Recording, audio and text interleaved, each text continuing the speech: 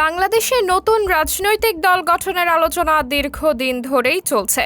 নিশ্চিত হওয়া গেছে, নতুন দলের প্রধান হবেন অন্তর্বর্তীকালীন সরকারের উপদেষ্টা নাহিদ ইসলাম। তিনি দায়িত্ব নেওয়ার আগেই সরকার থেকে পদত্যাগ করবেন, যা খুব দ্রুতই ঘটবে।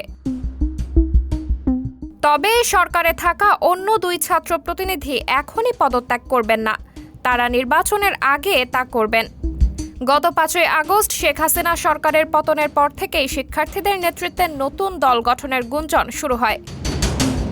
বৈষম্য বিরোধী ছাত্র আন্দোলন দেশ জুড়ে কমিটি গঠন শুরু করে এবং জাতীয় নাগরিক কমিটিও থানা পর্যায় পর্যন্ত সংগঠন বিস্তৃত করেছে।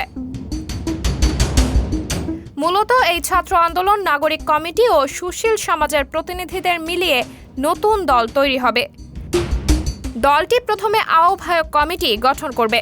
বাংলাদেশে নতুন রাজনৈতিক দলের আবির্ভাব স্বাভাবিক ঘটনা হলেও বেশিরভাগ দল রাজনীতিতে বড় কোনো প্রভাব ফেলতে পারেনি।